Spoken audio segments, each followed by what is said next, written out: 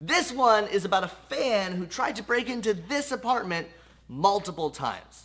Last year, in 2015, my channel was much smaller than it is now, but I did have a fan base, and people did enjoy coming over to say hi, especially since my address was being leaked at least once a week, which hopefully that's slowed down. But one fan took things a little too far, if you even want to call him a fan. He called me on my intercom, because at the time it had my name on it. Now, it doesn't say so-and-so is in apartment whatever, it just says names on it. This person called my name on the intercom and pretended to be from the Department of Water and Power. He said that he needed to get in the building. Okay, someone from the Department of Water and Power needs to get into my building. Fine, I'll let him in. Then I get another call from the intercom, and it's the same guy, and he said, "Hey Alex, I actually need to get up to your apartment on top to check the electric meters." Now, I was smart enough at the time to know that the electric meters are never on the top floor. They're always on the bottom. How did he know that me, Alex, was in the apartment on the top? Because it doesn't say what apartment you're in or anything. He just called a name on the intercom. So I thought that was really weird. So I said, "Yeah, no problem.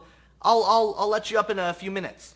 I mean, I had no intention of letting him up. I just used this time to call building management. And I called building management. I said, "Are you expecting someone from Department of Water and Power?" And you know what they said? No. And then I called the Department of Water and Power, and I said, "Hi, did you guys send a representative out from you guys over here to my apartment at this address?" And you know what they said? No.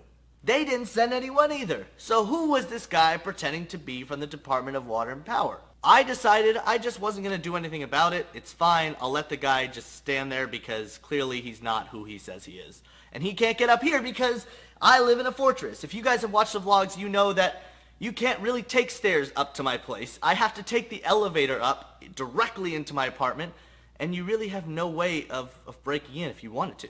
Except this guy, about an hour after that phone call, decided to take a ladder from another level of the building and climb over our balcony, which still has a door there, but I can hear him through the wall. I can hear someone is out on this balcony area, and I'm like, who the hell is out there?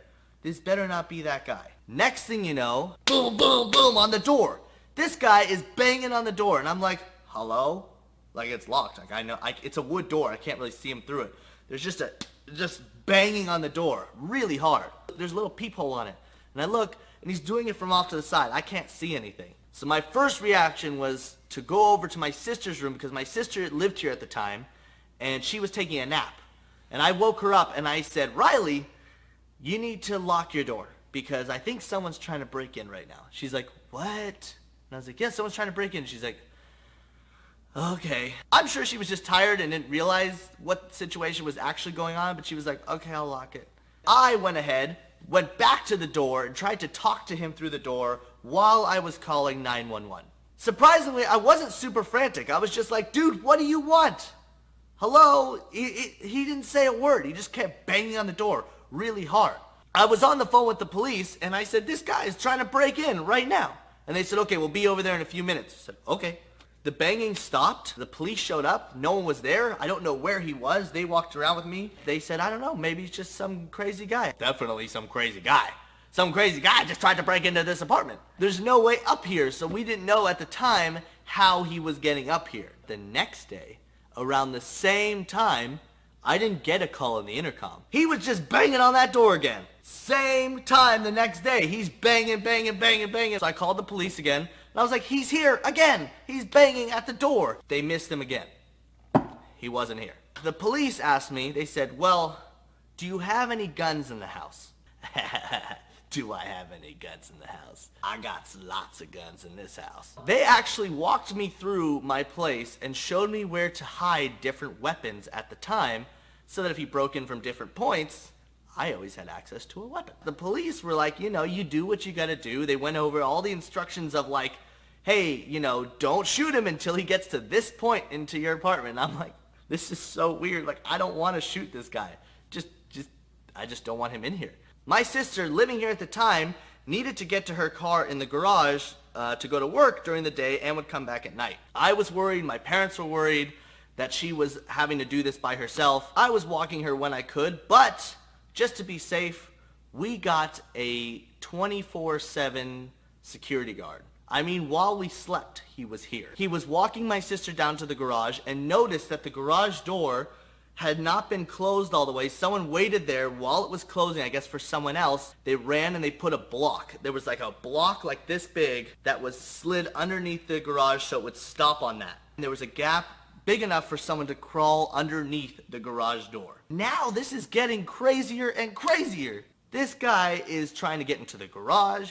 He's trying to get up here. The police had said to me, hey, if he tries to bang on that door, there's no scarier sound than hearing a shotgun through a door. I mean, it is a pretty scary sound.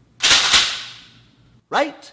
I would be scared if I heard that through the door. That's a sound like, I'm about to die if I break through this door. The third day comes, and he's back.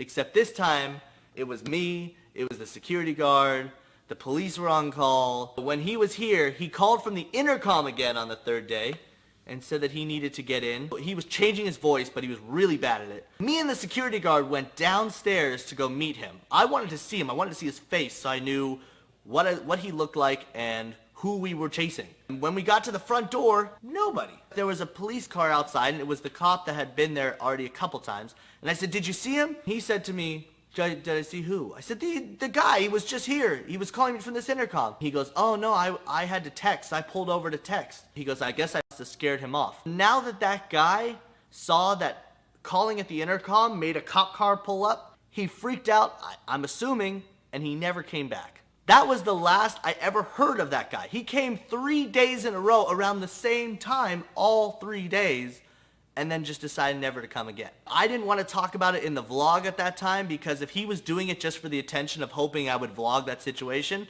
I didn't want to give him that because he would keep coming. And that's the time that I had a fan, I mean, not really a fan, try to break into this apartment, not once, not twice, but 3 times. Just don't. And if you do come knocking, I'll be ready.